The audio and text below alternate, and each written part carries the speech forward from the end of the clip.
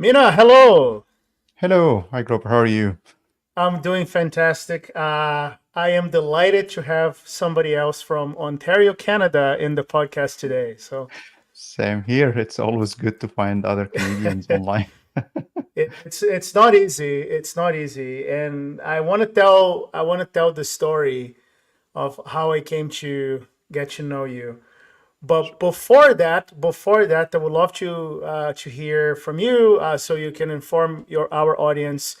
Who are you? What's your background, both personally and technologically, and then we'll go from there. Awesome, absolutely, I will. So my name is Mina Abadir. As you said, I'm living in Ontario, Canada. I'm also the co-founder of Flightcontrol. You have also had another episode with my co-founder. I think like 4 episodes Yep. ago or something like that. Brandon Bear. So we both founded Flight Control. My background, I have an engineering background, originally electrical and communication engineering. Um, and yeah, we will go further about Yeah. Well, myself probably. Yeah, look, and were you born in Egypt? Is that sure. right? Yeah, Yeah. yeah, exactly. I was born in Egypt in the Middle East. And yeah, I was born and raised in Egypt, and I moved to Canada like around 8 years ago with my family. Oh, nice. So you didn't grow up here as well, like No, I did not. No, I yeah. did not. I did not. And what brought you to Canada? Uh, oh, that's a huge thing. So, Don't say the airplane, because that's my joke. All right. When people ask me, like, especially Canada is not too much, but I lived in Russia for 5 years, and then people are always asking me, "What brought you?" So just adjust my camera here. But what brought you to Russia? And then I say the airplane, silly. But that's as long as you don't say that, because that's my joke. Like, you, okay. what brought you to Canada? So, in addition to the airplane, Yeah. yeah, when I was born to Egypt, we were born in, I would say, like middle class family. I was Hmm. raised in a middle class family. However, um, since I was very young, I thought there's more to it than what I'm seeing here in Egypt. Okay. Egypt generally um, um, is an underdeveloped country kind of thing. Hmm. So I always wish to um, go somewhere where um, I can basically achieve whatever I not everything, but if I dream about something and I work hard enough, I can get to there. Not always the case back in Egypt, if that makes sense. Yeah. I can't be a basketball player, for example. I keep thinking about that because people talk a lot about, like, you can be whatever you want, and look, you can certainly pursue it. Yeah. But like, I can't be. I would say any kind of athlete. There are some athletic pursuits that I think I could have done by now. As a 41-year-old man that I am now, it's true. If I haven't started, although breakdancing in the Olympics gave me some glimmer of hope, maybe I could do it.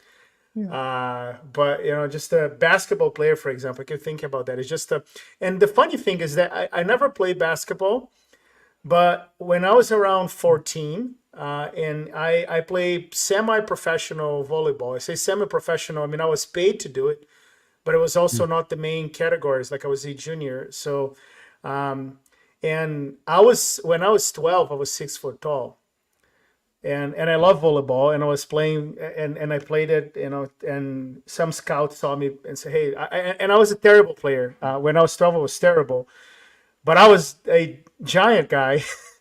And then the scout just said, "Hey, look, I mean, whatever, you'll learn. You have no talent, but we'll figure that out." He didn't say that. That was, just, but and then I started playing, and I got, after a couple of years, I got decently good at it. But here's the catch. Remember, I was 6 foot tall when I was 12, and then at age 13, I was 6, and then at age 14, I was still 6.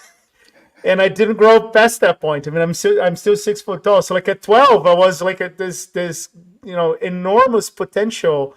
But then when I stopped at 17, I was like, dude, you're too short. Just go home. Go do something else. But because I stopped growing when I was around 12 to 13. Yeah, so this is funny because now you remind me the first time I met my co-founder. Like in Egypt, I'm considered on the like above average in terms of like how tall I am. Like Hmm. usually average men are 5'7", 5'8" kind of thing, and I was like almost 5'9" or like, and I thought myself, oh, I'm tall. I'm a tall person. Like I, and when Yeah, I came to North America, uh, that completely vanished. This whole idea yeah, vanished. And when I met my co-founder Brandon the first time, I told him, "Oh my God, I thought you're shorter," and he told me, "Oh my God, I thought you're taller than that." So yeah. How tall is Brandon? Because like the one thing we don't know about each other in the modern remote world is how tall we are, right? yeah. I think he's 6'1", 6'2", probably. I don't Wow. think he's 6'4", but he's Well, six. he looks short. He looks short. Yeah, Yeah. See, so you're confused as me. yeah, So, yeah. okay, that's not me. And how old is Flight Control by now? So we started 2021 on paper, Hmm. and we started the early development and fundraising in late 2021. However, we actually kicked off the product 2022. Hmm. This is when we went into YC, graduated from YC. It was March 2022, just during or after the pandemic. Um, and so now that's over 2.5 years, I would say. So coming And quickly. how'd you? This is the question. Like now I'm segueing you without you noticing, Okay. pulling you in that direction to something I really want to share with the people watching this. How did you meet Brandon? Yeah, this is really interesting. Yeah, yeah. So I said we actually incorporated the company during the pandemic 2021. Hmm. So how we met, we knew each other from a community like entrepreneurship community. It's called Mega Maker. I'm not sure if people know Justin Jackson. He founded this community, and we met there. We knew each other. We were following each other on Twitter, but we never really had Hmm.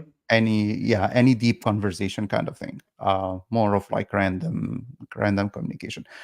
When he started Pledge.js, which is a JavaScript framework, that was more Ruby on Rails idea on, or like flavor on for JavaScript. He started Pledge, and I thought, yo, this is an interesting idea. I would like um, to participate, and it was an open source, and I participated early on, but I was so busy during this time. My second daughter was born during this time, and I was torn Hmm. between my day job, me being parent. I was doing also side consultancy, so it was a lot, and I couldn't give a lot to Pleds, but he was doing Pleds almost full time. So that's when we met. That's when we communicated, and then in 2021 he started to think, okay, he has more potential than what Bleds is, and he thought Hmm. about the idea of flight control. And during this time, I just mentioned I was doing consultancy. I was doing DevOps with a couple of companies. One of them is a Canadian company, and I saw how hard it is to deploy anything to AWS. Like if you need to deploy Hmm. it's almost very hard. And I'm seeing what people are getting from Vercel, Heroku, and other PaaS services. And I had the same sense of, okay, there's something happening here. In one day he announced a tweet, and the same day I reached out and told him, yeah, you know what, I'm thinking about this idea. Do you like to partner on that? And this is when we started. So that was during the pandemic. He was in the US, I was in Canada, and we actually never met in real life until after being incorporated by around a year. So Oh that no, was the that first. well, like I unfortunately met my co-founder many times. I was joking to him today because his wife, his Finnish wife, her name is Mina. So it's Oh, like I'm gonna talk to Mina now, and maybe he's thinking that I'm talking to his wife. But we're always bantering with each other that I hate him, and I don't really. I just despise him. But we met in person many times. Brandon was saying, the way he was telling me the story is that, look, I wanted to find a co-founder, and founding a company together is like a marriage. I said I agree. I can't wait to have a divorce. So Pekka and I are always like coming at each other like that. But in reality, we're very good friends. But I know him for 15 years, wow. and but a lot of my investors I never met. Some I did, but again much later, because we've also founded this company during the pandemic, so it was pretty hard. But look, the way one part that you omitted is that, like, and you will I will tell you what Brendan told me, and then you tell me if it's true or not.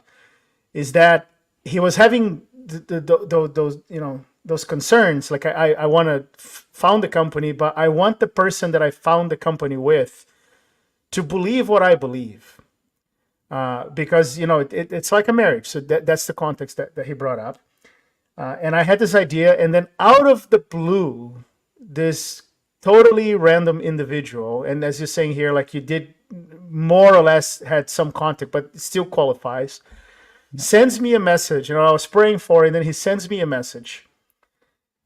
And look, that's exactly the person that I was looking for. So I'm praying to the Lord that I find such person, and then this person just shows up in my DMs. And I didn't, it's okay, just something that he's saying. I didn't give a lot of importance to that. And he said, I, I wanted somebody who believes what I believe. So I'm assuming that means Protestant, since Brandon is Protestant. And after the show, I always spend like 5 minutes chatting, and I asked Brandon, look, if your co-founder wants to come in, I would love to have him. And a pause here. That day, I spent a large part of the day, a large part of the morning, trying to see if I could find anybody to come on the show that was Eastern Orthodox. So I was praying that I would find such person as well, because it's hard. I mean, we just don't have a lot of you in here in the West. Brandon telling me about his co-founder. I'm just assuming his co-founder is Protestant, and then he says, "Yeah, I can invite him. I can let him know." But here's the thing: he's Eastern Orthodox, and that moment was like, no, I can't believe this. I cannot. I just can't believe this, because like this person that you're saying, like, so maybe you are the answer to everybody's prayers, Mina, but like to Brandon in the sense that, oh, I find a co-founder, and to me in the sense that, look, I want to have a very diverse set of guests in this podcast. It's really hard to find people. There are Eastern Orthodox, because first of all, there aren't that many of you in the world, even fewer in the West, and even fewer in tech. I just couldn't find anybody, and here you are. So the same way you answered his prayers for a co-founder, you also answered my prayers. So I guess maybe you're an angel or something like that. But here you are. And after this amazing coincidence, one of the things I would love to chat about is this. We had people from different backgrounds. I always give them time and ask them, hey, tell us more about what you believe. So let's talk about Eastern Orthodoxy, and in particular Coptic Christianity, which I think is what you're part of. Just tell us Sure. more about it. Yeah, absolutely, sure. First of all, I'm no angel. I wish I am, but I'm more. You can become one by investing in a couple of companies. These days you have this True. option, right? Just That's a good point. Yes, agreed. yeah. Yeah, so yeah, I was born and raised to a Coptic Orthodox family, and back in Egypt, there's no option. You are either a Muslim or a Christian. Like you don't have any other options. Mhm. Um, and I find myself lucky to be a Christian, and I was born and raised in the Christian family, and part of that is being heavily integrated in the church. Like you are heavily integrated in the church because church becomes everything to you. As I mentioned, like Yeah. Egypt is not is a developing country or like underdeveloped. So you wouldn't find, for example, like here in the West, it's easy if you want to practice any sport or do you would go like to the nearest community center or community Hmm. library or but this is something that you will never find in Egypt. The government itself is not it's things everybody's poor, so you don't invest in those are luxurious stuff. So you find the church as the way to do anything. It's like if you need to meet friends, you will meet them in the church. If you need to Hmm. spend some time, you spend them in church. And churches in Egypt, they have more of like attachments to them, where like buildings or places that are attached to the church. So the Hmm. church as a building itself is not just the church. There are other things are attached to it, so people can meet, can have like social gatherings and service and so on. So you get heavily integrated in the church, and this is where we grew up. Like basically you grow up, either you spend the time at home, church, and that's it, or school for sure. But that's It's those are cool. the Yeah. three places you go to when you're growing up. um yeah, so that's how it started, my back in the day. If about Coptic Orthodoxy, so um, the Coptic churches, I would say, is one of the oldest constituted churches. It was constituted by Saint Mark, who wrote the Saint Mark Hmm. Gospel in Alexandria. So he entered Egypt from Alexandria. So this is why we Hmm. say our center is Alexandria, and we call our Pope or Patriarch of Alexandria. So this is where it all started. So that was like very early days. I would like say like 40 AD, something like that. Very early days. Um, and we during this day like days, Egypt were pagan community, and Yeah. yeah, we say that Saint Would that Mark. mean, by the way, would that mean, by the way, that Saint Mark wrote his gospel while in Alexandria? Uh, I don't have an Likely. answer for that. I can Yeah. look it up. I don't Yeah. I don't know personally. Um, but yeah. So yeah, he went to Egypt. He came to Egypt, and he was martyred also in Egypt. So this is Hmm. where he was martyred, and it was a big thing for us, for example, to get like part of his body. I would say like it was like 60 years ago. So that was a huge thing for us, because that's we consider Saint Mark is our first pope or our first patriarch. So the whole patriarchy came from Saint Mark down to the pope we have now, Pope Tawadros. Coptic Orthodox is a non-Chalcedonian church. So basically, we believe in the first three councils. If that makes any sense to from belief standpoint, I would say we're like, if I'm looking at, there are other Orthodox churches who believe in all the Hmm. economical councils, but not all Orthodox church. So I would say Oriental Orthodox believe only on the first believe on the first three ones, which we believe in. Um, What does I it would mean say to be? Yeah. What does it mean to be non-Chalcedonian? To let's expand that. sure. So I think during the Chalcedonian Council, there was the Nestorian Yeah. thought, where it said that the God has two natures, and the divine nature consumed the human nature. So we completely rejected this idea, and this is the funny thing. So I think everyone, like all the major churches, rejected this idea, but every major church came up with a different, I would say, it's the same belief, but they came up with different language to Hmm. represent the belief that we have. This is what I think. Coptic Orthodox believe that uh, Jesus Christ has one nature that is divine and human at the same time, without without confusion. So that's what we say. Um, I believe other Chalcedonian churches, they say the Jesus Christ has a divine nature and a human nature, so two natures that are not mixed and not confused. I think that's Yeah. what other Chalcedonian churches are saying, but they are two natures. So the whole idea is we believe it's one nature, because otherwise we don't want um, to get into other idea where maybe who died on the cross wasn't divine. So this is why we said it's one nature, because who died on the cross was Jesus Christ. He was a full man and a full God, full divine, who died for us on the cross. If that makes sense.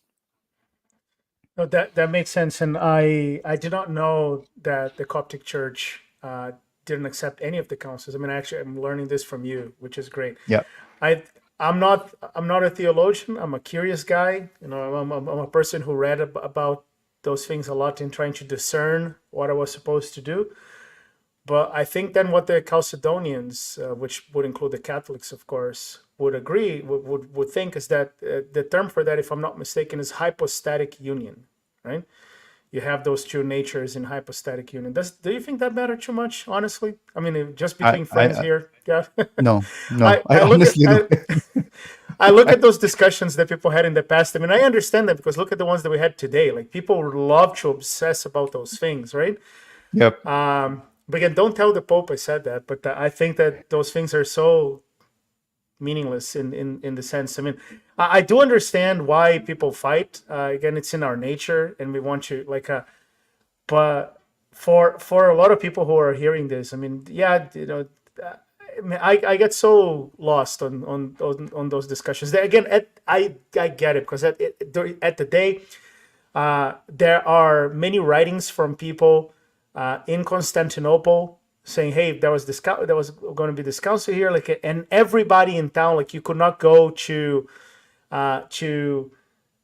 buy a loaf of bread and without arguing with the baker if about the nature of Christ.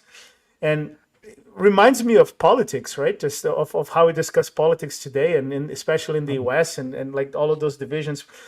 But time has gives you this perspective. When I look back, I say, yeah, I mean, if it's one, does that really matter? And it feels to me that it It doesn't, right? Just Yeah, my point of view is no, I don't think yeah, it really matters that much. So yeah, again, I understand where everyone is coming from. Everyone thinks, okay, we should protect what we got from the mm-hmm, apostles, from the early church yep, fathers, and those people who wrote the Nicene creeds. Or that's what they meant. So everyone thinks that yeah, mm-hmm, they are protecting what they are, um what they received or inherited from their fathers. So I get the point, but I think it's a language thing. So those churches yep, early in the day, they spoke different languages, and they are mm-hmm, trying to represent a very complex, like like mysterious sacraments and things that are actually beyond the human mind. And now we're trying to use different languages to discern those ideas, and it's so hard. So but if you ask me, I think we have many things in common than the differences we have. And the differences, probably, again, we believe in the same thing, but we use different language. And this is what, when I especially when I moved to the West, um so this is something I would like to mention here. Like back in Egypt, you also don't have a lot of Catholics or Protestants. There are mm-hmm, some, but those yeah, are very small churches. And um because religion is part of the government, is part of who you mm-hmm. are. And FYI, like your ID has your religion written on it. Oh, So okay, if interesting. you're Yeah. yeah, so I'm Christian. And not only that, my name also represents that I'm Christian. So Mina is he's a Oh, Christian saint. Yeah, so that means oh, I'm okay. Christian. Yeah. But I mean, it's not that a Muslim could not have this name. It's just like the same No, way I wouldn't name my kid Mohammed, right? But it exactly. doesn't mean, but indicates strongly that, Yeah. Yeah. okay, yeah, Yeah, but okay, that's the whole point exactly. And people will try to get your, and there are some common names, like there are names that can be, anyone can name them, or any religious like belief, and those are hard because people find it hard to know your background. um I will and get to that later, but how important it is to know your background in Egyptian it's it's society. Very it's very important. important. It's very important, Okay. and because people are either, so you know who you're talking to. So if you're saying something religious, you shouldn't. There is always this tension. So that's one thing. The other is, um, people are persecuted for the religion as well, especially Christian. Hmm. And this is something funny because Christian is not the majority there, so they get persecuted for the religion. So So that's you have to have a name and you have to have it in ID, so I know whether or not I'm supposed to persecute you. Is that the exactly. well? So Yeah, yeah, they will ask me, for example, in school, like if you're in exam, they would ask you, okay, what's your name? And you'd say Mina. Okay, so you're Christian, so I can now treat you differently. And sometimes the name is not, uh, um, like, again, as I said, it's common name. So okay, for example, I'm Sheriff. So okay, so what's your father name? What's your grandfather name? And they will try to tell you, they hear a name that, hmm, okay, you're now Muslim or you're now Christian, and they know how to treat you. interesting, It's interesting. very And I interesting. Yeah, suppose when you say treated differently, you don't mean treated better. absolutely not. Absolutely Yeah. not. And so look, I had a really good conversation with a person last week. I'm not Raina from Pakistan. So Hmm. I want to understand like a little bit more how similar or different your story is, because I was raised in a, I always do the air quotes, like I was raised in a quote unquote Catholic country. Yep. uh, People are baptized and then people have their first communion and then they get confirmed and then they get married in the church. Like I stopped in the middle. I didn't do I now I did, but like I didn't do confirmation or my wedding in the church because I was an atheist. Like I abandoned this before the age in which kids usually do confirmation. Hmm. So I was 14, as I shared in the past. But look, I looked around me, and those people who call themselves Catholic, they're not. Just to keep it simple, like they're not. They are part of a Catholic culture, and I could be wrong because I never lived in those countries, but I could imagine a Muslim like that. I'm in Egypt and I'm a Muslim because everybody is, but I don't truly believe this. But it's hard to imagine a Christian like that because I suppose your life becomes so hard that if you don't really care, I mean, you just why would just become a Muslim, which is I understand people did. So Exactly. is this your experience? So, like, are the Yep. people around you are really Christians and really believe in Christianity? Yep. I would say we pride ourselves for being like a country of martyrs, because like throughout the history we have tons of people who martyred for the name of Jesus, for being Christians. And yeah, it's, people are usually very like Christians. They're like, how deep they understand the different concept of Christianity, that's different for sure. Yeah, Not everyone would understand everything the same, but I would say everyone is ready to die for their faith, and that's the thing. And um, I have seen people who give their life even in very recent days, in the last like decade, like many people who died for being Christians. So yes, and as you said about Muslims, yes, sometimes people who are, uh, who don't understand the religions, the Muslim or the Islam religion very much. Yeah, they're just Muslims because their family like that. And But I'm in not Egypt, claiming, by the way, I'm not claiming that there's anything special with Islam that will lead people. On the contrary, I am putting them in the same bucket as my Catholic country. It's just that when you are yep, the majority, you get complacent, and like it just becomes the culture, right? So I could see it goes the other way around as well. Like I think a Muslim in the West is usually a lot more committed, just because I yep, mean, if they weren't committed, just go do whatever, right? Just with your life. But like, sure. you what percentage of the people are Coptics in Egypt? I think it's like 30%, something like that. 30. Yeah, the numbers are very. That's a lot. Um, that's a lot. Yeah, yeah. It's Yeah.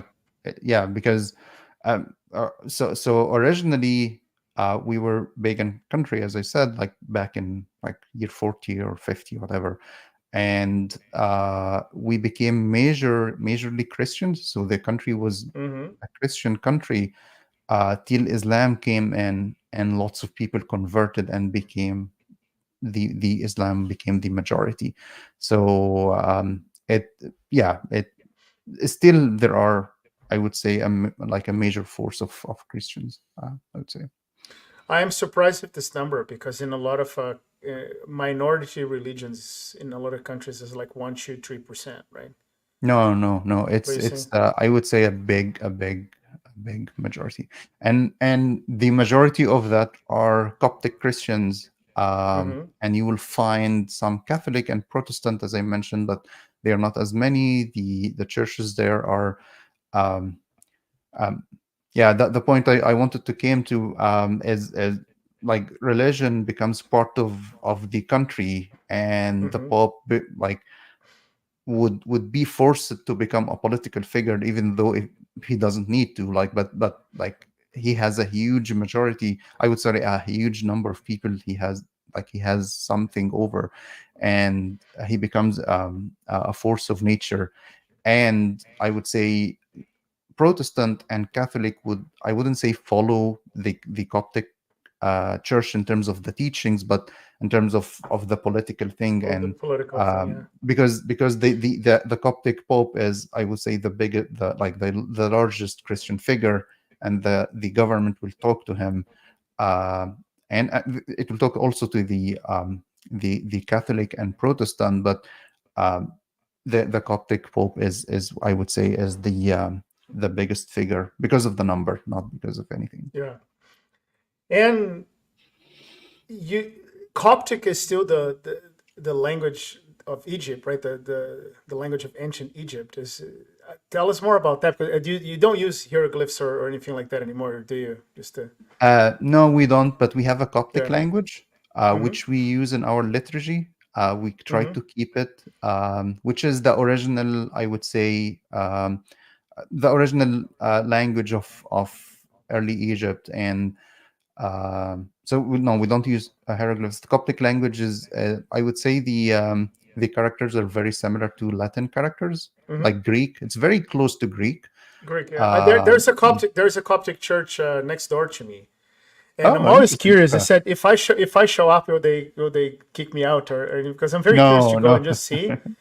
you should. Yeah, you should. But I noticed that the at St. Paul's Church and they have it looks like I actually assumed it was Greek.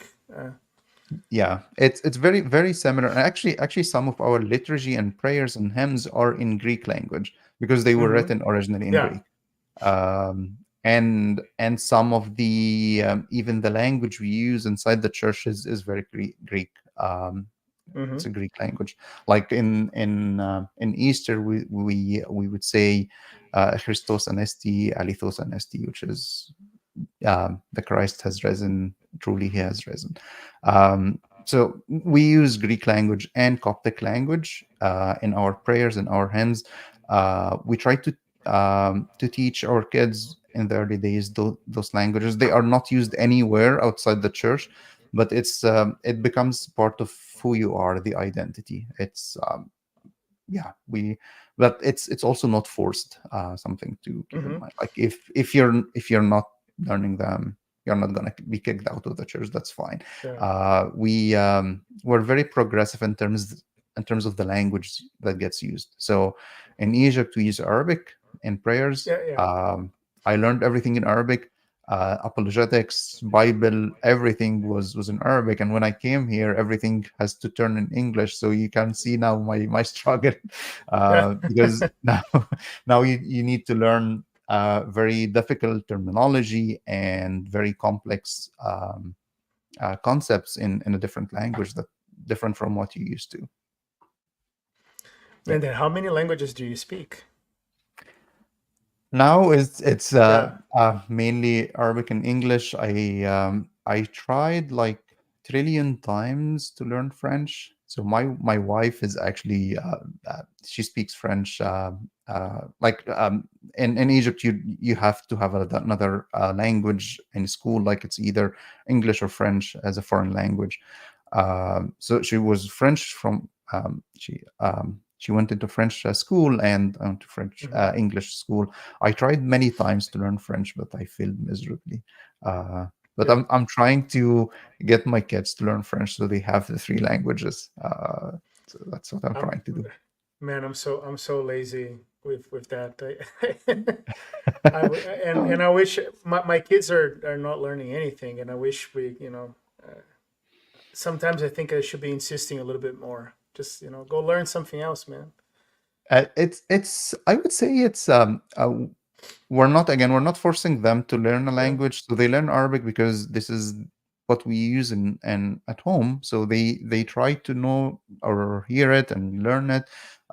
Also when we go to church, sometimes some the church here in Canada also, they sometimes they pray or have the service in Arabic because there's a majority of the people going there are from Egypt. Um, so they hear and speak the language because, but they don't have official training or they didn't go to like Arabic school. But they go to French school here, and they will learn English because it's basically the language of everyone else. Yeah. Look, growing up in the West is easy.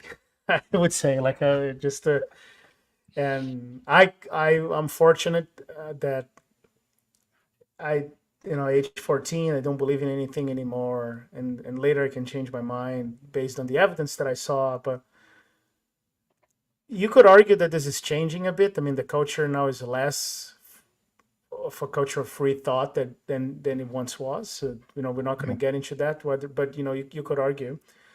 But still, I think compared to those places in the world, it's tough. So one thing that I get very curious is like, look, I had this experience like as a teenager, age 14. I For some it's a little bit later. For some it's earlier. For some it never comes. Blessed Yeah.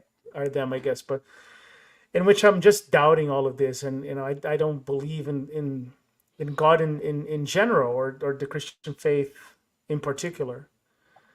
How was it? Did you ever have something like this growing up in Egypt? And you say, look, because you say the folks around you are willing to die. That takes commitment. Where does this commitment come from? And have you ever found yourself in a situation that you say, like, I think I doubt this. I don't think this is true. And again, if yes, what is the thing that replenishes it for you? Yeah. Um, I personally didn't have Hmm. thoughts like this. I can't say for sure nobody has those thoughts. The problem is if you have a thought like this, you can't easily come out and say, okay, Yeah. I'm an atheist. You're not allowed to say that.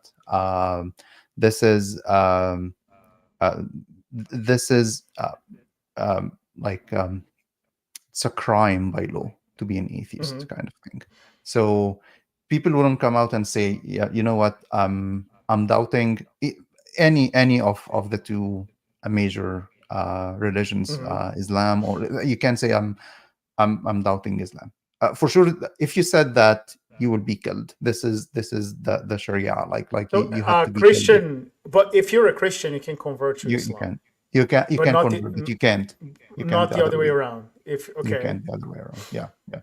So yeah, it's I didn't have similar thoughts, and I think the main thing for me was, as I said, you live and breathe. You live and breathe in the church, and it's part of who you are. And we have this very strong system, or I'm not sure what we call it. It's the Sunday school service Hmm. where we from early days as a kid you start to teach the new generations everything that the previous generations had taught you. So it's from one generation to another, Hmm.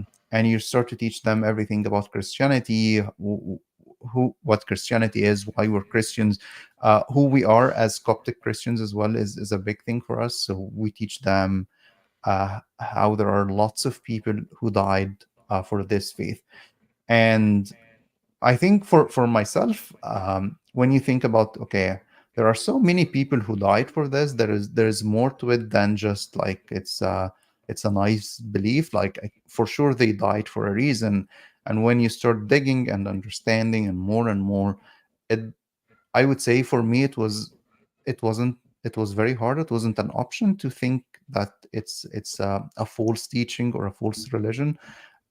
So I didn't come to this thoughts in the past in my early days, but Did you have exposure? Did you have a lot of exposure then to the history of the church? absolutely yes. It's Yeah. part of who. Yeah, you learn who you are as part of the Coptic liturgy. For every day in the service, you will say, okay, in this day, those are the people who were martyred on this same day throughout the history. So you get to know people who died and why they died, why they and they not necessarily died. Like even if they were good people, like you hear about their lives and why they were good, why they were like giving, or why they were righteous, and so on. So you get to learn about the history, whether people died or martyred for their faith, or they were just righteous people living among others, how they were giving to others, and no matter their religion or their faith, they would be giving them and helping them, and be good members of society and community. And this is throughout the history. So yeah, you get leverage, and you know about the different councils, and what you believe. And also in early days, like I would say, I think I heard about the councils when I was like grade 8 or 9, kind of things. So the councils, what the teachings, what happened during those councils. Um, Also, councils is a big thing for us because, for example, the Nicene Creed was written by a Coptic Orthodox Saint Athanasius. Uh, Hmm. by the way, my church is named after him, and here in Canada. And so we believe that those people uh, d- gave a lot to the church, and we have to know who they are. And we are basically the new generations after generations from the same faith, from the same country, and so on. When I think about it, I don't think I understand anymore. Why would you not believe in it? And that's so funny because again, you would imagine look that you have empathy for yourself and for your past self, and it's easy to relate. But reality is that when you change your mind so drastically, like I've done twice, right? After a while, this becomes such a part of you that is super hard to look back in the past. The analogy that I was using the other day in conversation with a friend of mine. Have you seen those images of like there is a train going in one direction? It's like an optical illusion, and if your brain can choose if the train is going in one direction or the other direction, and Yeah. but once your brain decides that the train is going in one direction, it's very hard to see it going in the other direction, which by the way, I think is used sometimes to show how religion is false. Because I think some atheists would say, "See, it's just a trick that your mind plays on you. This is just what you see." But I think for me, this is a very interesting analogy because this happened to me in both directions, right? Because what Understood. they use the fact that their brain is now seeing the train going in the different direction to say, you see, like it wasn't, nothing of that was true. Yeah. Now as an atheist, I see the real direction, and for me it was like, man, this sounds completely arbitrary. That means nothing because whenever you go one way Yeah. and the other way. But I'm trying to empathize with my former self here. I think that a lot of the reason people doubt religion in the West is that they doubt the supernatural. We have a world that is fully explainable by science and math and etc. And then you say religion requires a supernatural understanding, a superstitious understanding, Hmm. a understanding that if I do things a certain way and like God will intervene on my behalf Yeah. and change the laws of the universe, and this is happening all the time. So when you look at the world from a scientific point of view, that doesn't seem to be happening. The world seems very predictable, and then that puts you in question. Like, okay, so what gives, right? And how do you view this? Because I mean, you're in Canada now for 8 years. You could be an atheist if you chose to. Like, Sure. Yeah. in fact, you'll be celebrated, right? That's Just true. Yeah. Um, yeah. I would say I'm sorry, I would say the big thing here is the idea of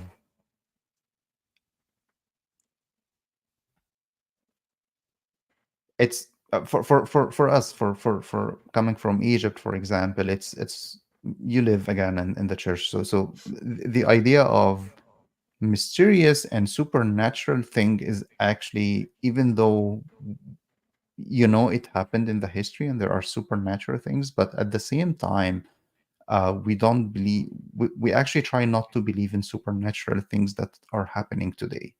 As much as okay. possible we are trying to shield ourselves from uh, oh, you know what?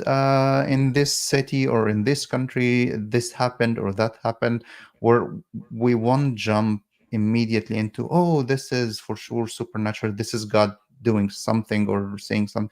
We try not to do that. We're also very methodical in the Coptic Church, and trying to try not to follow the trend, basically. Okay, the trend now is saying that there is this new supernatural thing, so we try not to do that. The belief is your life is basically a very short period, and what you're looking for is the eternity, and you're trying to do your best here on earth for better eternity. That's the belief. So it might be so hard for you right now, and most of the cases it is, but you're doing that for eternity. um, and and we always think of, okay, if you're praying, if you are righteous, if you're doing basically as much as you can God's will, um, things might work out for you. It's not mysterious. It's I would say, I wouldn't say that God's is changing the universe for you, but the universe is working out. I'm not sure how to say this or to define this in words. Well, Things sounds like karma, right? It sounds like the Indian exactly. concept of karma, which there's Yeah, something and the universe gives it back. It's not okay. yeah, and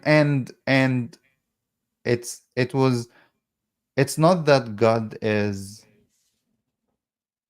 um changing every day, like every morning he would say, oh, you know what, Mina did this right, so give him 2 credits, and this person did wrong, so like, it's not like that. It's not that superficial. And Also, the upside of that. If you would ask, okay, if God is doing miracles for you, why wouldn't God stop bad people from doing crimes, for example, or doing bad Hmm. things to others? So we don't believe that God is intervening every day to change our path. We believe that you do your best and everything will, again, as you said, the karma thing. But um, it's I would say it's unsaid belief, like things would work out for you. Just pray, just do your best, just be a good person, and hopefully things would work out for you. And if it didn't, that's completely fine, because you're being good is for your eternity. It's not for now. It's not for today, if that makes sense. If you don't have to believe in it, and just you be good, and again, I don't think you're claiming that the mechanism is exactly karma, but like let's call it karma Yeah, like, yeah, exactly. and a implementation of the method karma in there, Yeah. like one particular, but if there is this mechanism, and this is a universal mechanism, this is just something that then you don't need to be Christian for that, right? Just you could be anything. Exactly. Yeah, And this is so the whole point. You don't need to be Christian for things to be good for you, because it's already good for other non-Christians. You need mhm. to be good and you need to be Christian because you're looking for what's after life, basically, after death. What's happening after that? What's the eternity? This is what you have your eyes on, like you're fixing your eyes and your mind on what's beyond this very short life. um, and you do your best now to become a good person. uh, and whether on earth things are working for you or not, it's that's I would say an added bonus. Yeah, and I guess the follow-up question would be like, how do we know this to be the case, right? And I remember one thing that I used to pull when I was like 20 something. There's this thing with the teapot, like the invisible teapot in the end of the universe, and like I'm telling you, I have an invisible dragon that cannot breathe fire, cannot you can't test for this dragon in any way. So like, how do I even know? You're telling me that there's a dragon, but yeah, so what? I mean, I can't test for it. So where do you anchor this belief in eternity? And um, so this is where the history and um, our belief is big on, like it's we believe in eternity. It's part of our nature, of who we are. Actually, we believe that once people die, um, they go to heaven, and we have this belief of the church is one body. People who are on earth and people who are now in heaven, they are still one body, and they hear us, and they pray for us, and they ask the Lord for us, and so on. So this is a big thing for us, like understanding that we believe in the intercession of the saints. So um, and this is one funny thought, because people think we worship saints, but in fact oh, we are but not. look, I'm Catholic, right? So like, and I live now in a mostly Protestant country. It part so I hear this all the time, but like I think my understanding is that until the Protestant Reformation, this was not a disputed belief. Like Yeah, everybody saw it as a, yeah. There's some people die, and some people are dead, some people are alive, and right, yeah, just that they can hear us. They don't have the power to do anything, but they can ask God on your behalf, right? Because the prayer of a exactly. righteous person is powerful. But Exactly, and this is what we believe in. And as I mentioned, a part of the liturgy service is you say, okay, on this day, this saint died, or this saint was born, or like you keep reciting them, and you also recite the people who died in your family on their like anniversary. So you try to always think that it's one church, it's one body, the body of Christ, and it's like a continuation. They were before us. We are continuing the journey, and in one belief that one day we will all be united and be in heaven. Um, that's that's our belief. That's what we work for every day. And what I think is every person should be working for is like we shouldn't be thinking that life is done after whatever number of years we're living on earth. That's very shallow, and I think there's more to life and more to the universe beyond whatever 100 years a person lived. Mhm. Well, in most cases, it doesn't get you 100 years. Exactly. But I'm just just being generous. yeah. Well, I hope Brian Johnson's probably not listening to this podcast, but he may go over 100 years. But you know who Brian Johnson is, right? The guy um who's trying i to think live forever. I think yeah, I, Yeah. I I heard about him. I'm not following what he's doing, but I wish him all the best. I wish him to live Yeah. forever, but Yeah. I don't think that's going to happen. But he can, like, and that's not to say, of course, that he cannot extend his lifespan and learn a lot of things in the process that can be useful for other people as well. exactly. What a lot of people will tell me is that this is the role of faith. You just have to have faith, right? Just and then you anchor this in a feeling. But I just don't. That's not how I view it. And maybe I'm in the wrong, and I just have to let go of my past. But for me, it was always so important that I can only claim that I know something when I know something in either in a testable way, or you can trace it back to a testable way. Like that, Sure. there's something there that has to be, because you have deductive arguments as well, right? You can argue for something, because I know this, and because I know I know A, and I know the relationship between A and B, so I can infer something about B from I know about A. But you have to anchor this in something. And uh again, which is why Christianity was the thing that appealed to me, because I'm not.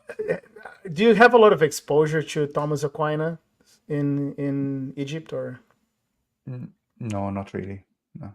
So he's really big in the Catholic Church, and I mean, I want to say in the West in particular, in general, but at least in the Yeah. Catholic Church, like I think half the schools in London here are called St. Thomas Aquinas Catholic Church, Okay. secondary, Okay. primary, That's fair. like. That's And fair.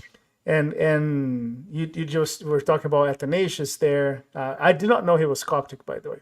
Just because Yeah, those people sometimes in the past they're so removed that it's hard to understand. that's But fair. Saint Thomas Aquinas is a really big figure in the West, and he wrote a book which I read, by the way, in my early days of atheism, called the Summa Theologiae. And the book is essentially in the following format. Here are a couple of arguments against God, and which is funny because we think that atheism is a new phenomena, right? But at least in the West, you read those people, and you would see that not really. I mean, people Yeah. it might have been less socially acceptable, but in the same way that being a prostitute was socially acceptable, and News at 11, there were Yeah, prostitutes, the second oldest profession in the world, right? that's fair. Yeah. I've heard a joke about that the other day, that was the second oldest profession in the world. The oldest profession in the world was advertiser, right? That's fair. And This is funny. started in the Garden of Eden. Like, see this apple here? And but there were people, of course, that doubted and were atheists. And while this might not have been socially acceptable, who cares? I mean, they still were. And you can notice this by, like, yeah, if you went through the trouble of writing a book disputing that, is because this is important, right? Otherwise, why wouldn't you do it? Right. And so the method is always like, here are the best arguments for this position, and then he just lists them all and he develops them all, and then he comes with his response, right? And St. Thomas Aquinas got very famous for the argument of the prime mover, and the prime mover is essentially, again, I'm not going to get too technical because so I don't misrepresent him, but in TLDR of the prime mover is that, look, there is a everything that exists came to exist, like, so, and there is a technical term that he uses, like contingent causes, and so if and actual causes and contingent, and so everything that we see around us is caused by something, right? And if you trace it back enough, like, there has to be an uncaused cause, like the prime mover, the thing that put everything in motion, right? And then he develops, like, philosophically the arguments for the existence of God, which is, one of the things that made him famous. But what I would say to my friends who tried this argument on me was always like, yeah, but from here to the Christian God, there is like, even if I accept this, man, there, right? Right. Having a prime mover doesn't mean that this is the Christian God, right? And this is my weird thought process. So I don't think I don't have a question for you about this, Mina. I'm just sharing this with you, and then we can talk about it. Just Sure. Yeah. Yeah, I hadn't thought about this much before, but yeah, I'm not sure. I would like to give it yeah. more thought. Yeah. You know what I was reading the other day in the Nag Hammadi, or Hammadi? How do you, they were found in Egypt, right? Do you know the Nag Hammadi Oh, library? yeah. Yeah. Uh, What that was in 1950 or something like that. Just um, I'm not sure. Maybe I think so. I'm is not sure is about is this history. something is this something that people talk about in Egypt at all? Like the Not really. Not something yeah. that's very, yeah. No, It, it's it it's yeah, it's funny because, like, one thing I always thought is that, yeah, those gospels are all fantastic. They're not real because it's normal for things over time to get more and more fantastical as people tell a story. It's just a game of telephone. That's how it works. And in that sense, reading the Nag Hammadi library was quite important for me because, man, they get fantastical. Like there yeah, is like there's this one gospel that has Jesus as a kid, like shooting lasers and exploding other kids and stuff like that. Not lasers. I mean, you get what I mean, yeah, but like yeah, and they are from the second century though. So you can see when reading that, yeah, you know what, you're right, things do get fantastical, and look look at this. yes, But the one from St. Mark, the one from St. Luke, and they were not written in the second century. They were written like super early. yes, The Gnostics are quite fascinating, like the ones who wrote the Nag Hammadi Gospels, because they believed essentially that God wasn't really God, right? The God that in the Old Testament is actually an evil creature, yeah, and then Jesus comes as a representative of the real God, which is like and we all have like a spark. Some of us have that divine spark within us. Some of us do not. And then so it's a lot of like very weird stuff. I'm yeah. glad that you don't take that seriously in Egypt, even though it was found in Egypt. It's funny because first of all, we have very old history, older than the second century. Like Yeah. we have churches today where the Holy Family visited when they went to Egypt. Hmm. Um, and you can see a place where they lived in for some time, and you can go there and you can touch the stones and where they were sleeping. Hmm. It's like a cave underneath a church, and it's there. You can see it, and you know that you can like corroborate the gospels. Like the gospel said that Jesus came to Egypt, and you go to this place and see, okay, actually Jesus lived here. You have monasteries that go all the way to the first century, like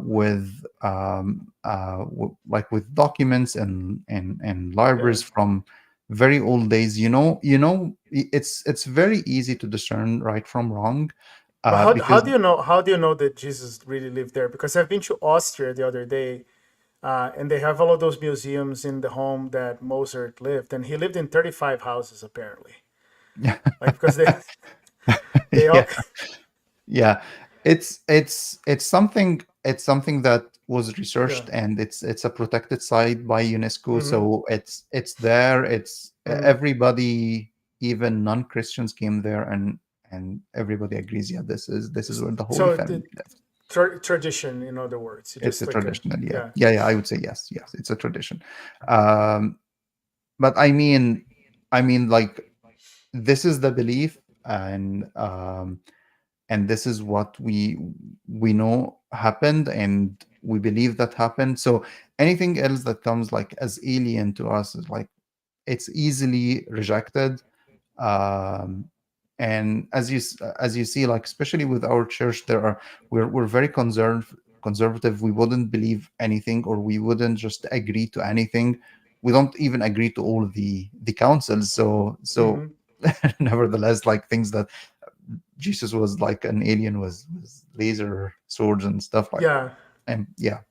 No. Yeah. So you have what you're saying, if I understand you correctly, is that you have maybe easier access than most to history Yes, because I would say yes. history happened. Part of the history happened right there, right? Exactly. Exactly. Part of history happened there. You know exactly what happened, and you can see it with your own eyes. And uh, it's up to you at this point to believe or not. But it's very hard to see the apostles and the disciples dying for, I would say, a lie, or something that never happened. Like, all of them, 500 people died because they all agreed to lie. Like, it's so hard.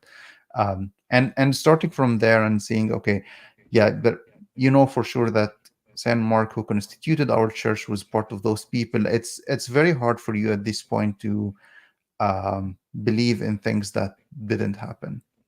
Mm-hmm. Are so getting technical. You are part of Eastern Orthodoxy. You said Um, no. we're Eastern. Mm-hmm. We're Orthodox, but Yeah. here, this is technical, as you said. Yeah. So there is, I would, and I knew this very recently. Mm-hmm. So there is the Eastern Orthodoxy, which are, I would say, like the Russian Church and Yeah. other churches that are Eastern, but they are Chalcedonians. We Mm-hmm. are Eastern Orthodox, but we're Coptic, so we are non-Chalcedonians, and this is Yeah. technical, as you said. So, Do you um, partake in the festival of the Holy Fire? uh, this might it Yeah. might So be a different. the because this is something I was reading about the other day, and with I hope my Orthodox friends will forgive me, and if you are one of them, Sure. that you will forgive me. But I just can't get myself to believe that. But they have the ceremony once a year in which they go to Jerusalem, and this takes place in Jerusalem every year. And a fire magically or miraculously lights in so the patriarch goes into a tomb carrying like some candles, and then he comes back with that candle lit, and then you transfer that fire from candle to candle. And what people report is that that fire doesn't burn you. So you have those videos on Yes. the internet of people putting the fire on their Yep. faces and it doesn't Yep. burn you. Like, Yep. do you, is that part of Coptic Christianity as well? So we believe that this is this is indeed happens. It's not part of like Coptic Christians, like Coptic Pope cannot do that. Like it's Yeah. again, it's political. It's and actually political, like in terms of where this is happening and who can get into this tomb. Like we believe that this is the actual tomb where Jesus was. Hmm. Uh, they put the body of Jesus after he died on the cross, and so we believe that this actually happens, but we don't partake as part of this. Yeah. Like I would say, if there are Coptic Christians, they would celebrate it with them, but it's not part of Yeah. the church. The church itself cannot. Apparently, when the Crusades took over Jerusalem, the the Latins, as they would call them, right, took over the ritual, but then it wouldn't work. So it has to be like the particular patriarch of Constantinople, or the patriarch of, might be the patriarch of Jerusalem. Yep. I have a big problem with that, man, honestly, and I have a big problem with that because it defines for me the concept of what a miracle is. Like, if you have a miracle that happens every year, that's not a miracle in Okay. in the supernatural sense. Does that make sense to you?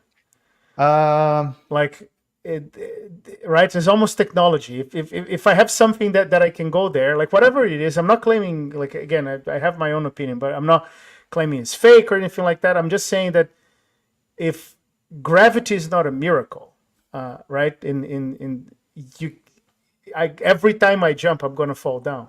Right. So Okay.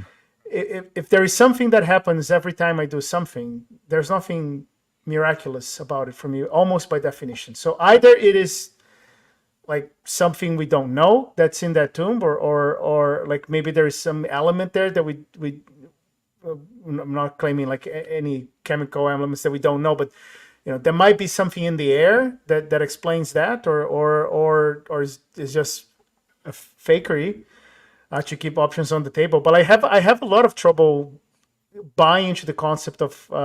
And by the way, if there is anybody listening to this that is Eastern Orthodox, like from Jerusalem, Russia, whatever, and wants to come and talk about it, I would love to talk about it because I have a real problem calling this a miracle. Because if it's something that happens all the time, it's not a miracle.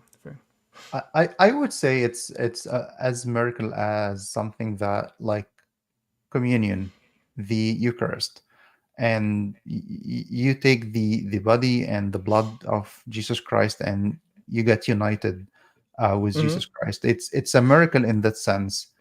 It's a miracle that it happens every time, Mm-hmm. and you believe that this is actually happening, and you believe that the Holy Spirit is doing something like sacrament mysteriously, and even though it's a bread and wine, but you believe that miraculously they turn into the real body of Christ and the real blood. Yeah. So I would say this is how I would relate this to that. It's happening every time for something like that, and it will happen forever. So I this is how I would put it. But the Eucharist, which is, by the way, of lots of Catholics today do not believe in that, right? Which is a shame Okay. because Okay. I do, Okay. but it's not a physical thing. So I think I have right, and in fact, one of the reasons I very truly and strongly believe in the real presence is because throughout the centuries there were cases in which allegedly, and then you have to investigate, and I talked about it in a different episode. But there are cases in which the Holy Eucharist becomes flesh, Yeah. and the blood, and those are called Eucharistic miracles. And again, you Yep. can first time I've heard about them, in fact, was in the same discussion where I heard about the Eucharistic miracles and I heard about the Holy Fire. Yep. I Both of them sounded ridiculous to me. But the Eucharistic miracles, as I researched them, I can the more I research them, the more evidence I find that they are real, that they did happen. But they don't become real flesh, which is a physical thing, Like, so I mean, I think the problem that I have is with this barrier between the physical world and the non-physical world. And I would call, like, and part of that is language, of course, but for me, a miracle, it's something that will break this barrier. Like you Mhm. died and you come back from the dead. That doesn't happen all the time. Every time. Yeah. Yeah, right. So when the Eucharist becomes the body and blood of Jesus, that's not in a physical sense. It's entirely in the spiritual world, and then you have things entirely in the spiritual world. And the problem for me is like, I can't buy. It's very hard for me to buy that there is anything that breaks that barrier regularly, and can be called a miracle. Yep. You see the difference, because like yeah, the Yep. Eucharist did become the body of Christ throughout history a couple of times, but only a couple of times. It's not a Yep. regular thing. The regular thing is a different thing. Okay. I don't know what's happening with the fire. Yeah, I know it happens, but I don't have any things against or would prove it further than what we all yeah, see on YouTube, like it happens. But for me, how I approach those miracles, I don't need those miracles to yeah. believe in what I believe in. But if they are true, that's good. That's something for me to something for the rest of the world to believe in what I'm also believing in, but not necessarily for me. They are not happening for me. They are happening for others, I would say. Hmm. I don't need them to strengthen my belief or my religion. If they are happening, that's good. If they are not happening, or I mean, they happen, but they are not as miraculously as people believe in, then that's fine. But I'm not sure. The I think. anchor. Yeah. Go ahead. Sorry. Finish that. No, just an added point, because I believe throughout history, people tried even to prevent this event. I think at 1 year, one of the Islamic emperors tried to prevent this event from happening. And by the way, it happens on the Saturday uh, preceding Easter. So Easter. Yeah. like yeah. So it happens every year in that day. So I believe one of the Muslim emperors, they tried to prevent this from happening, and they closed the church, and he put guards on them, and nobody would go into this church. I heard that one, like, the light came out from one of the um, pillars of the church outside the church. So he tried to prevent people going to the church, to confine the event or to prevent this event, so the event came out to them. So that's something that I think happened. Like, we can look it up in history. Hmm. We might not find a lot of information about it, but this is as far as my knowledge goes. So Yeah. No, and so what anchors you is more history than the, like, if you were to live in a world in which there is like, hey, look, we can absolutely prove that from 33 AD onwards there was just no interventions, like nothing supernatural ever happens. Like, this doesn't, that's what you're saying, doesn't matter to you. So you would still have your religion the exact same way, in a world where, God doesn't look into us. Obviously, not the second part, not so much, because like it's sad that he does, right? And but in a sense that like nothing supernatural ever happens, you're still okay. exactly, and this is again, like Egyptians are, they have this, I would say, spectrum of faith versus, like, I would say, scientific belief. Like, I'm a very scientific person. I'm an engineer, so Hmm. everything has to be Yeah. proven in a way that is like, I prefer not to be a miracle. Like, if it's not a miracle, this is better for me, for my mind to understand, like, absorb and Hmm. believe in. Um, but everything in the gospel seems to be true, because it's, again, it was written during the almost like years after the life of Jesus on earth. And and it seems to be again incorporated throughout the history by like many people, and they give their life for it. So it seems this has happened, and this is as far as miracles go to me. I would say this But is the biggest. you have to believe in this one miracle, right? Exactly. and Yeah, and that's it. And after that, I don't need any more miracles to believe in anything else. yeah. To me, um, also beside the miracles, it's the love that Jesus gave to everyone. Like he was at an unlimited power of love for everyone, and that also something beyond, next to the miracle. He wasn't only a man who can make miracles, he was also a righteous man. So even living in the same way he was living in the same teaching, would make you a better person. We would make everyone better person. So this is also something Yeah, else but that to. Yeah, in the West, with the society that we have today, yeah, there is a lot of that going on. There is a lot of people, including, by the way, I was talking about that on Twitter the other day, including Richard Dawkins, which was like one of my atheistic heroes in the yep, past, that will call themselves cultural Christians yep, exactly because of this. Because they say, look, I mean, forget all the miracle talk and God, forget all of that, but like, let's, the way that man lived. I mean, the teachings are good, and I find this very dangerous. it is. Yeah, And not only danger, I mean, there is a personal aspect which I think I just can't get behind. I said my story is exactly the story of realizing that, and then I just can't do it. I mean, I can't. Why would I? You can't live the way this person lived without the rest, and like you can't just and you can't adopt for me the cultural tenets of. I'm not saying that it's impossible. I say that I can't, right? Adopt the yep, tenets of Christianity, and essentially, I think the offer was go live like the people in your home country live. Go to church sometimes. Be around those people, get your kids baptized, yep, or whatever you do. But that's it. And I just can't. I think it's yeah, yeah, yeah, but I also think it's very dangerous, right? Because you start politicizing Jesus, which is what a lot of people do today. Like you have your political opinion du jour, and then you find a couple of gospel passages in which Jesus seems to be supporting you, yep. and just it. I don't think it ends well.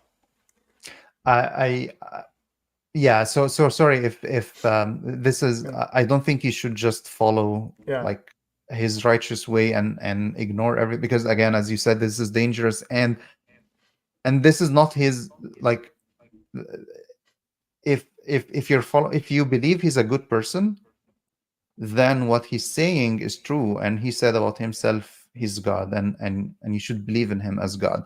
So you can't, like, if he's lying to that, then he's not a righteous person, and you shouldn't follow him. Have you have So you heard you heard of C.S. Lewis, of course, right? That no, yeah, now I heard about him when I came to the yeah, West, but early on, that's not yeah. really true. But I would assume that because we just throw up C.S. Lewis all the time, Yep, and I just thought, okay, but you came from Egypt. You didn't necessarily grow up with the same yeah, stories that we did, exactly, right? I did not exactly. know the C.S. Lewis as a Christian at all until very recently, but Yep. I knew his stories, right? But you heard his argument, right? That the famous trilemma, I did which not is know. so the trilemma is that C.S. Lewis has a story which I understand very similar to mine. I'm not claiming I am Yeah, C.S. Lewis. He's a much smarter person than I am. yeah. He's also dead, and I'm alive, so there's that. But although this will change someday, But you're also smart, so but will C.S. Lewis had this. He came to faith later through rational means, and then he wrote extensively about it.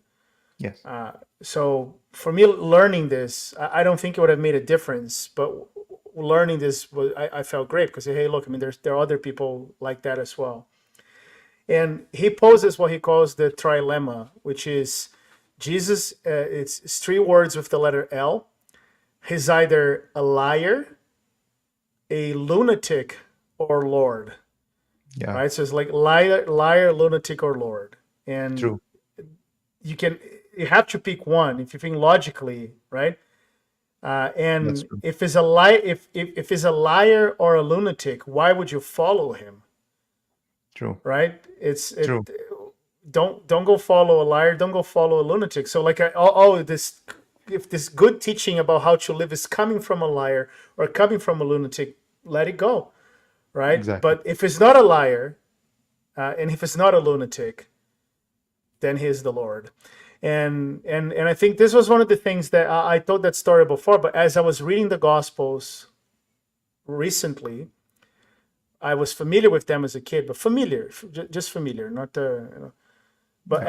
as I'm reading the Gospels today, and with this in mind, that's when I told my wife, is say, hey, look, I mean, this has consequences, right? Just I can't, because also like if it's not a lunatic, if it's not a liar, and if he is indeed Lord, he's not suggesting how to live. He's telling Right. you how to live, True. and the consequence of this is that hey, like you have the Creator of the universe telling you how to live. I mean, why would you not listen? Exactly. And Yeah, this is the same thing. Like, um, and this is what I meant by, okay, just follow yeah, his teachings. Follow his teachings as, if you don't want to believe in the miracles, just follow his teachers, and the miracles will be just make sense afterwards. Like don't believe in the, like don't let the miracles be the proof. They can help you understand what's happening, but for me, miracles will not will not change, or will not make me a more believer, or believe more on something. I believe in that because just going through, like logically through the events, this is for sure is the Lord. This is for sure the God, um, and he can be anything else. And from there, now, okay, now miracles make sense. He can make miracles because he's God. He created everything, so he can do that.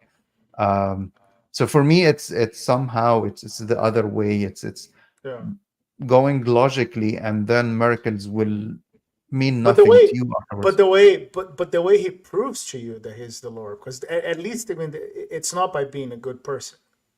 It's not because he It's led the righteous life, because he came back from the dead, I No, suppose, right? it's the miracle of Yeah.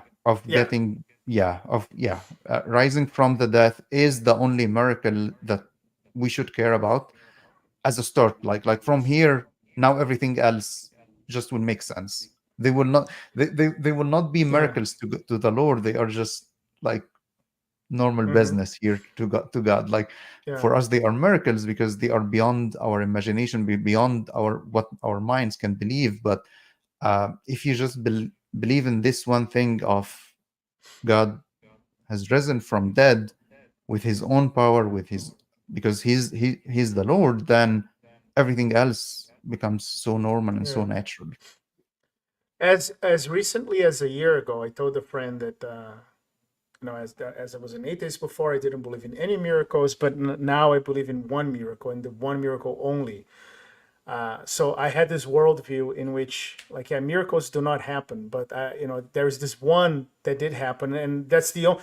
And I think there are no others. I think it's still like this very Spinozan world in which that just doesn't happen. There was this one time. There's this one time in which God intervened, and that's enough.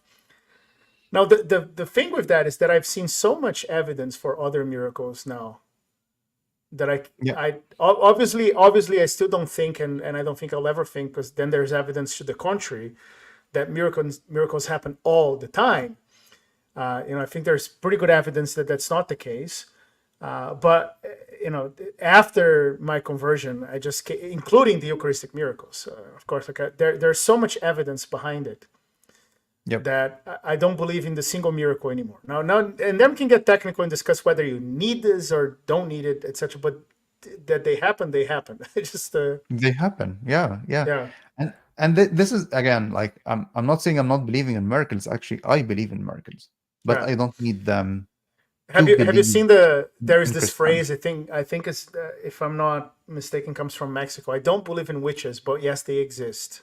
Yeah, Yeah, but they do, but they do exist. I'll get the just it's not the same thing, but in the similar spirit, right? Just yeah, yeah. I mean, I don't need miracles to believe. I know they happen. Mhm. We have so many incidents and so many proofs throughout the history that something miraculous happened.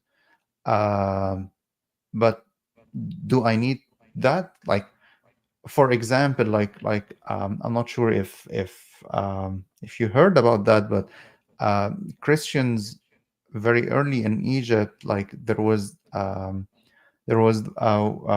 ruler. He was a Muslim ruler, and he was reading the Bible and told the Pope, "Hey, you have this part in the gospel saying if you have faith as a mustard seed, you can move a mountain. So we have this mountain. I want you to move it." And this was a recorded miracle where every Christian, they have to fast for 3 days, and they literally moved the mountain. You can look at the Muqattam mountain. I can send you a link Mhm. after the I podcast. But never heard of that. yeah, and they prayed, they fasted for 3 days, and Virgin Mary came to him and one night and told him, "You will go to this person, and this person will." He was a shoemaker, basically. I think he's called Saint Simeon, the shoemaker, and he moved the mountain. I think the mountain was raised, and this is recorded. You will find it on Wikipedia. And we go to this mountain. There's actually a church on top of this mountain. Um, so we believe that this happened. Do I need do I need this miracle to believe in Christianity? No, because I believe in Christianity. This to me makes sense. I would put it this way. It's the first time I'm hearing about this miracle, right? So like I approach it as I think everybody should, from a position of skepticism, Sure, right? absolutely.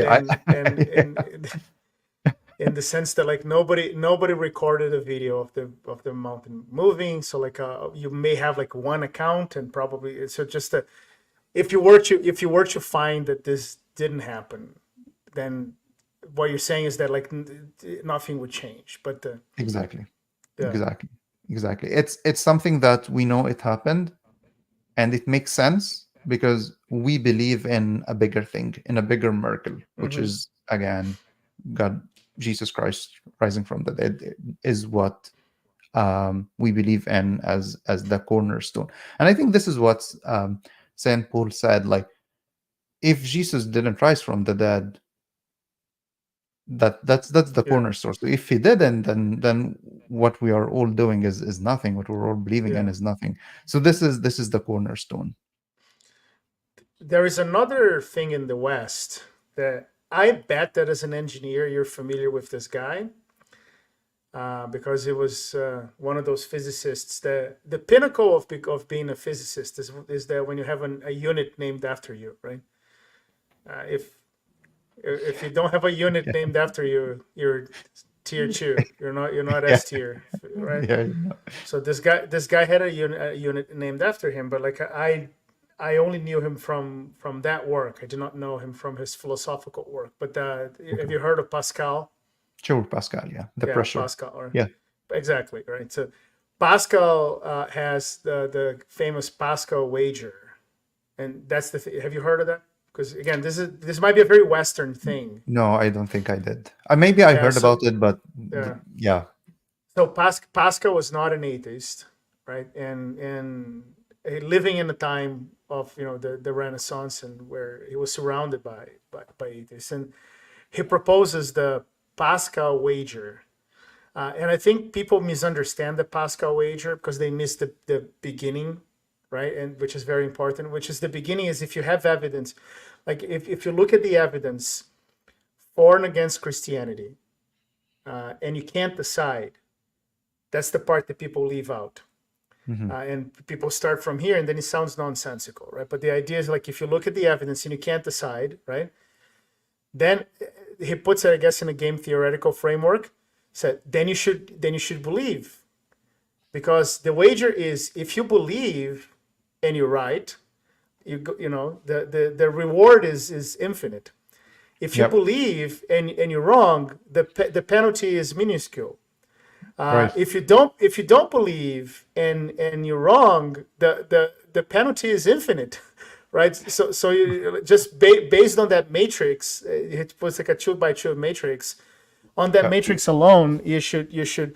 And I think what a lot of people, the reason a lot of people find this nonsensical is that they miss the first part, in which is like if you looked at the evidence and you can't decide, like take Yes. the last leap of faith. And people understand it should be like, yeah, you show up in the world tomorrow and like you haven't even looked at anything, and just believe in God, because the alternative, just and then one common objection to the Pascal wager, which is, I believe, handled by just stating the first part of it, which is, yeah, then why don't you go be Hindu? Why don't you go be a Muslim? Why don't you go Exactly. do all of those things? Because like that, you're also waging, because what if Christianity is wrong and Hinduism is right, and then you have eternal punishment? Although first of all, I don't even think Hinduism has that.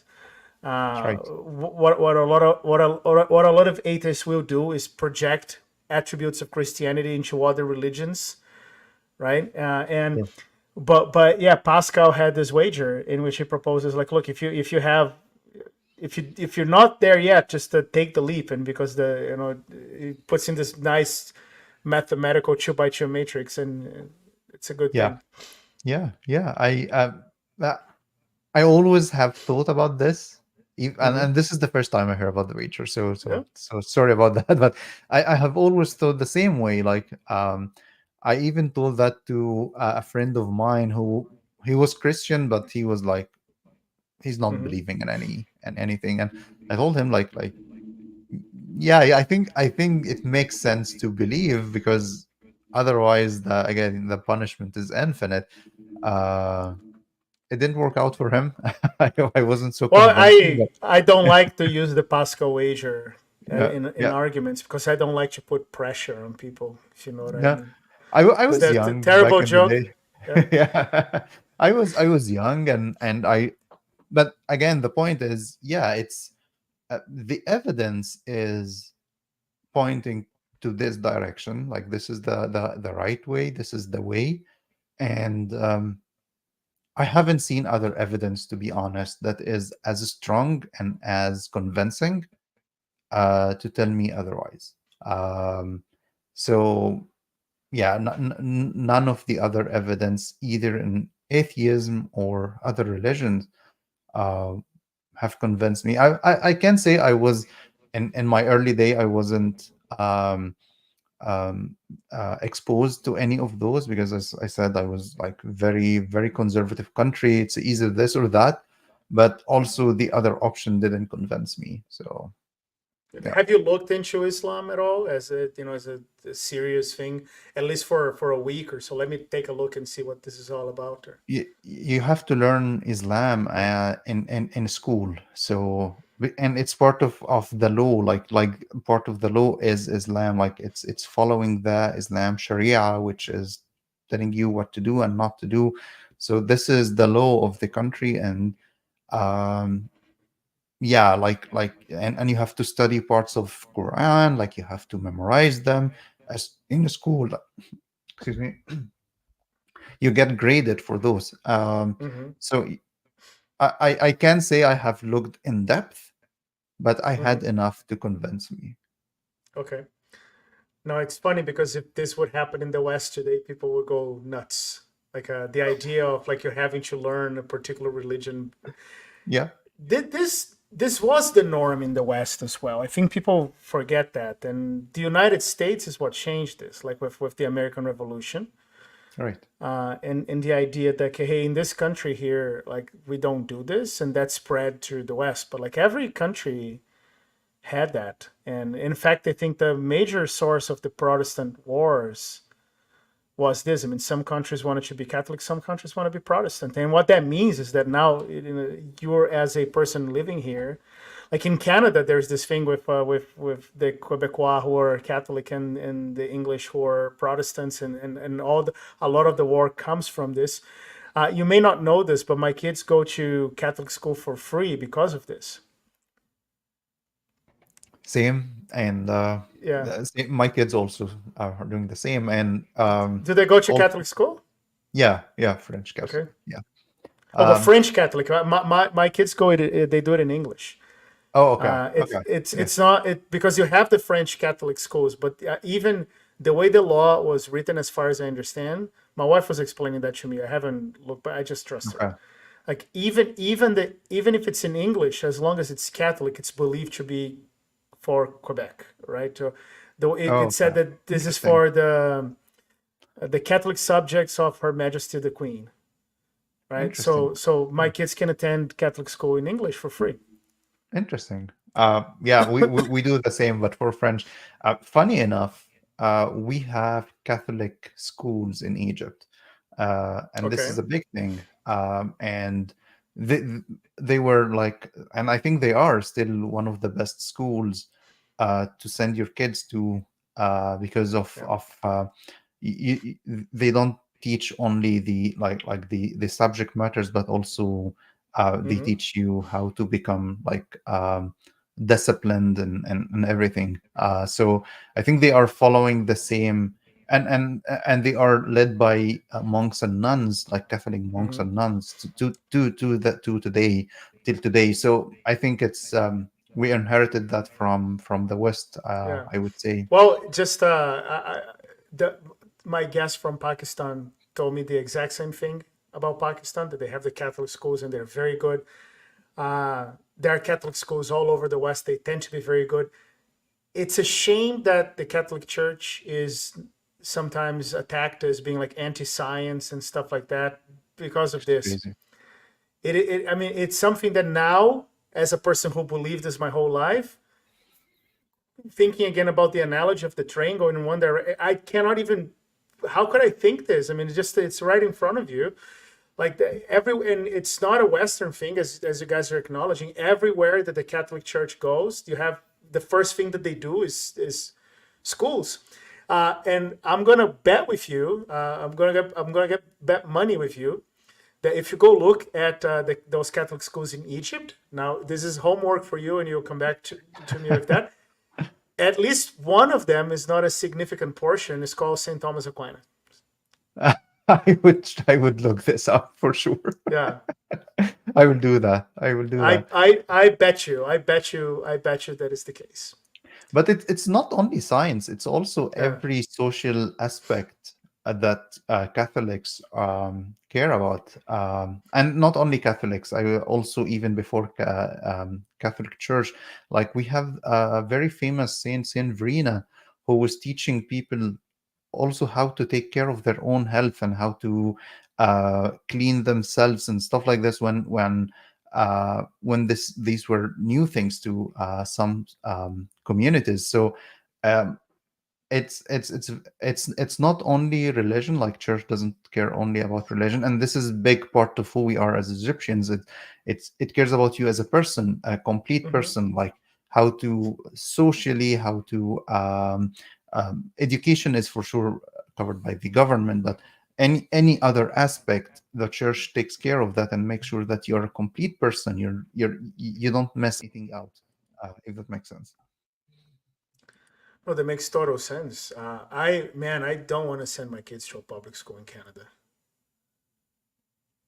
I don't know if you feel the same way, but like in the US, it's the same thing. I mean, you just see stories coming out of public school, like what are they Yeah, learning? Like they don't learn anything, and they do terribly in tests, and uh, so same. for a lot of people asking, like the one thing that people always ask me to press my guests a little bit, and is Sure, on where how does being religious helps you in your profession. sure. And I guess this is already part of it because you get a better education, right? Just if in at least in some parts of the world, just Yeah, that's one thing. Yeah, I would say it's being Christian is part of who I am. Like I am who I am because being Christian.